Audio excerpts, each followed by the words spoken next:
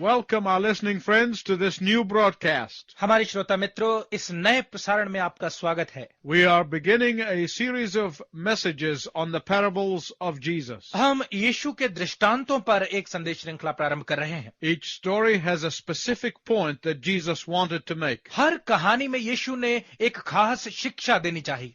And today I'm going to begin with a parable that is found in the Gospel of Matthew chapter 13. और आज मैं मत्ती रचित सुसमाचार 13 अध्याय में दर्ज दृष्टांत से प्रारंभ करने जा रहा हूं। And we call this series of messages the point of the story. और इस संदेश श्रृंखला को हमने नाम दिया है कहानी की शिक्षा। And this particular parable in Matthew 13 is a parable of the sower. और मत्ती रचित सुसमाचार 13 अध्याय में ये विशेष दृष्टांत है बीज बोने वाले का दृष्टांत। In this particular parable, it will be easy for us to understand because Jesus is not only telling us the parable, but he tells us its meaning. इस खास दृष्टांत में हमारे लिए समझना आसान होगा क्योंकि यीशु केवल हमें दृष्टांत ही नहीं बता रहा, परंतु वो हमें इसका अर्थ भी बताता है। I want to challenge you to read ahead Matthew chapter 13 verses 24 to 30. मैं आपसे कहना चाहता हूं कि आप पहले ही मत्ती रचित सुसमाचार 13 अध्याय के 24 से 30 पदों को पढ़ लें, Because I'm going to challenge you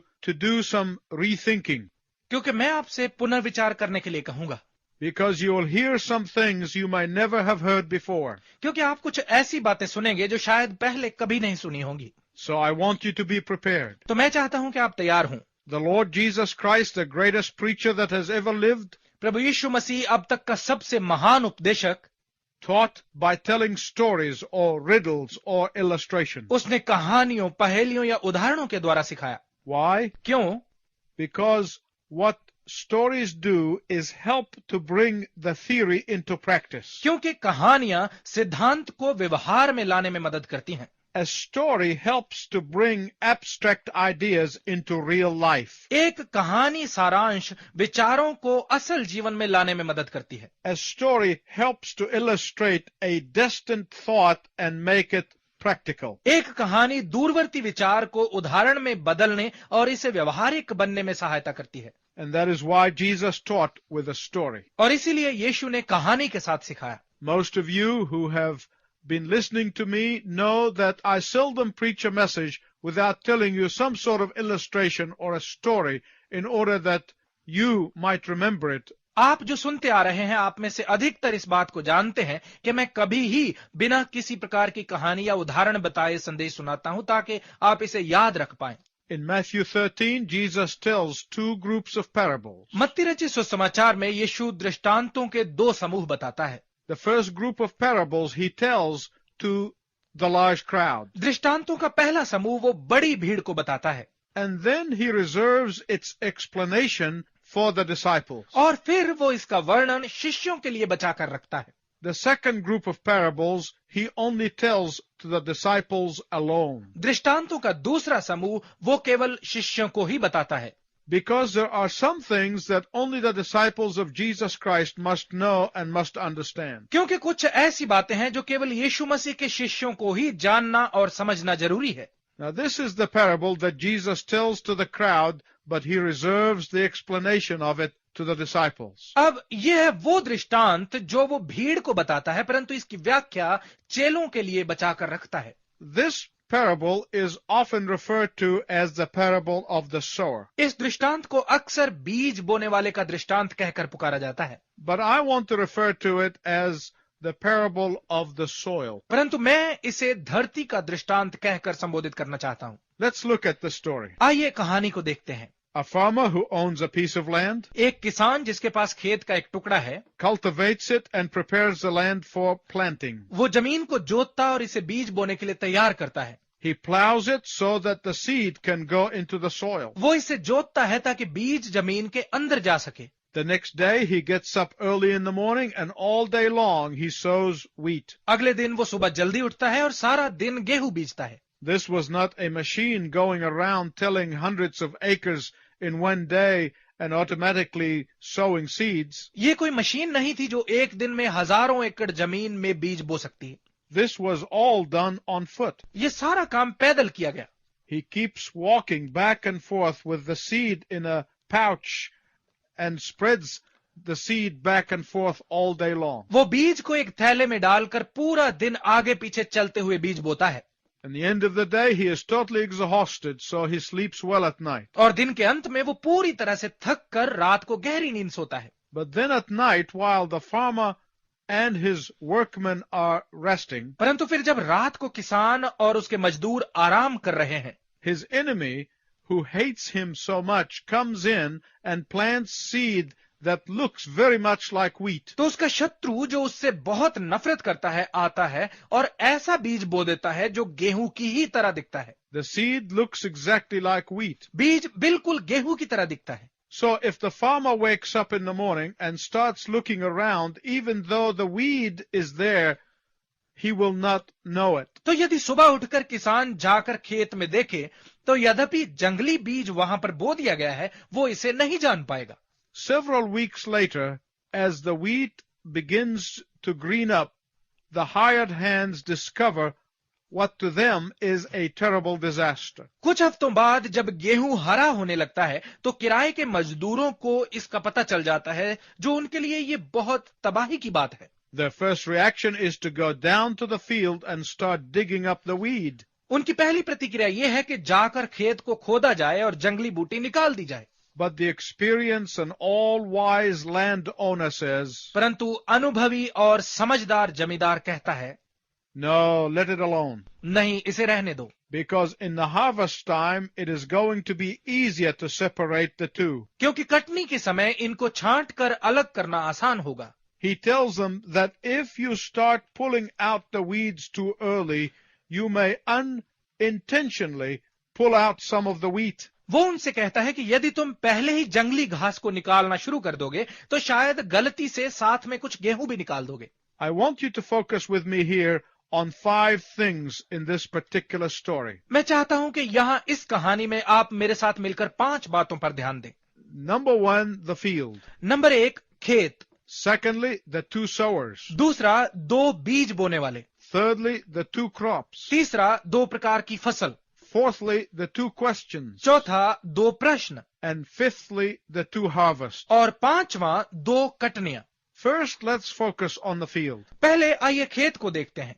There are so many writers and commentators who thought that the field is the church. ऐसे बहुत सारे अनुवादक और टिप्पणी लेखक हैं जो सोचते हैं कि खेत कलीसिया है। They argue that the church is not supposed to be holy and righteous and pure. उनका विवाद है कि कलीसिया का शुद्ध, धार्मिक और पवित्र रहना संभव नहीं है। They argue that the church ought to be a mixture of everybody, believers and non-believers. उनका विवाद है कि कलीसिया विश्वासियों, गैर विश्वासियों और सब प्रकार के लोगों का मिश्रण ही होती है। Because the visible church, they say, is not the bride of Christ. वो कहते हैं क्योंकि दृष्टिगोचर कलीसिया यीशु मसीह की दुल्हन नहीं है। This is terribly erroneous. ये भयंकर गलती है। Not because I'm saying it is erroneous, इसलिए नहीं कि मैं कह रहा हूं कि ये गलत है, but because Jesus in verse 38 of Matthew 13 said so. परंतु इसलिए क्योंकि मत्ती रचित सुसमाचार 13 अध्याय के 38 पद में यीशु ने ऐसा कहा। Let's read it. आइए इसे पढ़ते हैं। खेत तो संसार है, अच्छे बीज राज्य की संतान है, जंगली बीज दुष्ट की संतान है। The field, therefore, is the world. Jesus did not say it's the church. इसलिए खेत ये संसार है, यीशु ने नहीं कहा कि ये कलीसिया है। To be sure, in the church of Jesus Christ, there are many Christians who are Christians in name only. निश्चित है कि यीशु मसीह की कलीसिया में बहुत सारे मसीही हैं जो मात्र नाम के मसीही हैं। In the church of Jesus Christ, there are many who believe that Jesus is the Savior of the world, but not their own Savior. यीशु मसीह की कलीसिया में ऐसे बहुत हैं जो ये विश्वास करते हैं कि यीशु संसार का मुक्तिदाता है, परंतु उनका निजी मुक्तिदाता नहीं है। In the church of Jesus Christ, there are many who claim to be Christians, but they only are look-alike Christians. यीशु मसीह की कलीसिया में ऐसे बहुत हैं जो मसीही होने का दावा करते हैं, परंतु वो केवल मसीहियों जैसे दिखते हैं। But that is not the point of the parable here. परंतु यहाँ दृष्टांत की मुख्य शिक्षा ये नहीं है। The field is bigger than the church. खेत कलीसिया से बड़ा है। God owns the whole world. सारा संसार परमेश्वर का है। And this is the message that Jesus is communicating here. और यही संदेश यीशु यहाँ देना चाह रहा है। The first point of the story is that His Father owns the world. कहानी की पहली मुख्य शिक्षा यह है कि संसार उसके पिता का है। The earth is the Lord's and the fullness thereof. संसार और इसकी भरपूरी यहोवा की है। The devil has no right to this world whatsoever. शैतान का संसार पर कोई हक नहीं है। Satan tried and continues to try to usurp that right, but the devil has no right. शैतान ने प्रयत्न किया और निरंतर करता है कि इस अधिकार को हड़प ले, परंतु शैतान के पास कोई अधिकार नहीं है। He misleads many people into thinking that he does, but he doesn't. वो बहुत लोगों को ये धोखा देता है कि उसके पास अधिकार है, परंतु ऐसा नहीं है। But in fact, the Bible says that the devil is the god of this world only as far as those who are under his dominion are concerned. परंतु बल्कि बाइबल कहती है कि शैतान इस संसार का ईश्वर है, परंतु केवल उन्हीं के लिए जो उसके अधिकार में है। But this is God's word. परंतु ये संसार परमेश्वर का है। He made it. उसने इसे बनाया, He put it together. उसने इसका निर्माण किया। He owns it all. ये सब उसका है। And one day he will demonstrate his ultimate power and authority. और एक दिन वो अपनी पूर्ण शक्ति और अधिकार को प्रकट करेगा। One day he will demonstrate his ultimate ownership of this world when he comes back. एक दिन जब वो वापस आएगा तो वो इस संसार का मालिक होने का स्वामित्व दिखाएगा। Secondly, Jesus tells us about the two sowers. दूसरा, यीशु हमें दो बीज बोने वालों के बारे में बताता है। He distinguishes between the two so clearly that there is no doubt in anyone's mind. वो दोनों में इतना स्पष्ट अंतर बताता है कि किसी के मन में कोई संदेह नहीं रहता। They are distinct in every way. वो हर तरह से अलग हैं। They are different in character. वो चरित्र में अलग हैं। They are different in purpose. वो उद्देश्य में अलग हैं। They are different in nature. वो स्वभाव में अलग हैं। Jesus is the first sower. यीशु पहला बीज बोने वाला है। Jesus is the owner of the field. यीशु खेत का स्वामी है। This is his farm. He owns it. ये उसका खेत है, वो इसका मालिक है। He plants in the daylight without fear and hesitation. वो दिन में बिना किसी हिचकिचाहट और डर के बीज बोता है। He plants in truth and he plants in honesty. वो सत्य और ईमानदारी से बोता है। He plants in hard work. वो कठिन परिश्रम से बोता है। Jesus plants good, real, and precious seed that has value. यीशु वो अच्छा, असल और कीमती बीज बोता है जिसका मूल्य है। Satan is the second sower. शैतान दूसरा बीज बोने वाला है। He doesn't own the land. जमीन उसकी नहीं है। He is a usurper. वो हड़पने वाला है। The land belongs to someone else. जमीन किसी और की है। Satan is the enemy of the land owner. शैतान जमींदार का शत्रु है। So he sneaks in at night इसलिए वो रात को चुपके से आता है when people are resting. जब लोग आराम कर रहे हैं। He sows cheap, worthless, look-alike imitation wheat seed that has no value whatsoever. वो सस्ता, घटिया और गेहूं सा दिखने वाला बीज बो देता है जिसकी जरा भी कीमत नहीं है। Have you ever stopped for a moment to think about how this parable is working out in our world today? क्या आपने कभी एक पल के लिए सोचा है कि हमारे आज के संसार पर यह दृष्टांत कैसे लागू होता है? And how Satan, the usurper, has been misleading even among some of God's elect in confusing the two sowers? और कैसे शैतान जो हड़पता है इन दोनों बोने वालों को उलझाकर यहां तक कि परमेश्वर के चुने लोगों में से भी कुछ को धोखा दे देता है। I want to give you a modern day contrast between the two sowers in our own world. मैं आपको हमारे आज के संसार में दो बीज बोने वालों में आधुनिक अंतर बताना चाहता हूं। The vast majority who are undiscerning never comprehend the difference. अधिकांश लोग जो जान नहीं पाते वो कभी फर्क नहीं समझते। While Christ sowed genuine love, जबकि मसीह ने सच्चा प्रेम बोया, Satan comes in and he sows cheap sentimentality on the same field. वहीं शैतान आकर उसी खेत में सस्ती भावुकता बो देता है। While Christ sows the true compassion, जबकि मसीह सच्ची दया बोता है, Satan comes in and he sows empty good work. शैतान आकर खोखले अच्छे काम बो देता है। Many among the people of God cannot distinguish between the two. परमेश्वर के लोगों में से भी अधिकांश दोनों में अंतर नहीं समझ पाते। While Christ sows profound faith in God and trust in his Father and his supernatural power, जबकि मसीह परमेश्वर में गहरा विश्वास, उसके पिता में और उसकी अलौकिक शक्ति में भरोसा बोता है, Satan comes in and he sows the seed of faith in oneself and belief only in the power of self. वही शैतान आता है और व्यक्ति का खुद पर और खुद की शक्ति पर विश्वास रखने का बीज बो देता है, While Christ sows the personal purity and righteous living, जबकि मसीह निजी शुद्धता और धार्मिक जीवन शैली बोता है, Satan comes in and he sows the seed of selfishness and greed. वही शैतान आकर स्वार्थ और लोभ का बीज बो देता है। While Christ sows the seed of biblical and theological truth, जबकि मसीह बाइबल अनुसार और धार्मिक शिक्षा का बीज बोता है, Satan comes in and he sows the seed of secular and pragmatic logic. वही शैतान आकर संसारिक और हठ धर्मी तर्क का बीज बो देता है। The two sowers could not be more different to the discerning person. एक समझने वाले जन के लिए दोनों में और अंतर नहीं हो सकता। Thirdly, तीसरी बात, there are two distinct crops or products. दो अलग प्रकार की फसलें हैं। The Son of God sows wheat in the fields, परमेश्वर का पुत्र खेत में गेहूं बोता है, but his enemy comes in and he sows look-alike wheat, but it is weed. परंतु उसका शत्रु आकर गेहूं जैसा दिखने वाला बीज बोता है, परंतु ये जंगली घास है। This is an incredibly diabolical trick. ये बहुत ही अविश्वसनीय शैतानी चाल है।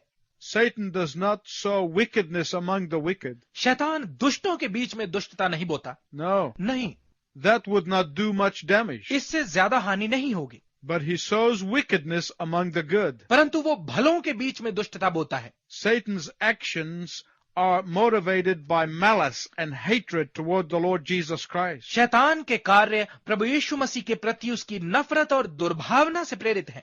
Think about it. इस बारे में सोचिए, Weed does not have a marketable value like wheat. जंगली बीज का गेहूं के समान भाव नहीं है, The wheat does have value. गेहूं का भाव है। And yet, this particular type of weed looks so much like wheat that even experts have a hard time distinguishing the two plants when they are growing together in the field. और तो भी ये विशेष प्रकार का जंगली बीज इतना गेहूं जैसा ही दिखता है, यहां तक कि जब ये खेत में साथ में बढ़ते हैं तो विशेषज्ञों को भी दोनों पौधों में अंतर करना कठिन होता है। It really is very difficult to tell the difference. अंतर बताना सच में बहुत ही कठिन है। But Satan does not only sow his false seed out of pure malice, परंतु शैतान केवल अपनी पूर्ण दुर्भावना के कारण ही अपना नकली बीज नहीं बोता, he also sows his false seed as a form of revenge. वो नकली बीज बदले के रूप में भी बोता है। Let me give you some historical background on this. मैं इस पर आपको कुछ ऐतिहासिक पृष्ठभूमि से अवगत कराता हूं। It was common back then that when two farmers had a fight, that the enemy would not necessarily kill each other. उस समय ये आम बात थी कि जब दो किसानों में झगड़ा होता था तो जरूरी नहीं कि वो एक दूसरे को मार डालें। The enemy would wait until night time. शत्रु रात के समय की प्रतीक्षा करता था। The enemy might even wait longer until the planting season. शत्रु यहां तक कि और लंबा समय बीज बोने के समय तक भी इंतजार करता। Then, waiting for the very day when the farmer puts his seed in the ground, और फिर उस दिन तक जब किसान बीज को जमीन पर डालता, उस दिन तक वो प्रतीक्षा करता। the enemy would come at night and plants weed seeds to ruin his enemy's crop. फिर शत्रु रात में आकर अपने शत्रु की फसल को बर्बाद करने के लिए उसमें जंगली बीज बो जाता। That was an insidious crime back then. उस समय ये एक गंभीर अपराध था, So much so that the Roman government had a specific law against such a crime. इतना गंभीर कि रोमन सरकार के पास ऐसे अपराध के लिए एक खास कानून था। They even instituted a special punishment for that. यहां तक कि उन्होंने इसके लिए एक खास दंड भी रखा था। It is such an insidious crime because it ruins the whole year of livelihood for the farmer. ये इतना गंभीर अपराध इसलिए था क्योंकि ये किसान के पूरे साल के सहारे को बर्बाद कर देता था। It is such an insidious crime because it takes so long to discover. ये इतना गंभीर अपराध इसलिए था क्योंकि इसका पता चलने में काफी लंबा समय लगता था। This particular crime is being perpetuated in many parts of the world even today. ये खास अपराध आज भी संसार के कई हिस्सों में अमल में है। And I want to tell you a lot more about this. परंतु मैं इसके बारे में आपको और भी बहुत कुछ बताना चाहता हूं, But the time has run out. परंतु समय समाप्त हो चुका है। Please tune in next time when we talk more about the wheat and the weeds. कृपया अगली बार भी सुने जब हम गेहूं और जंगली घास के बारे में और बात करेंगे। Until then, I wish you God's richest blessing. तब तक मैं आपके लिए परमेश्वर की उत्तम आशीष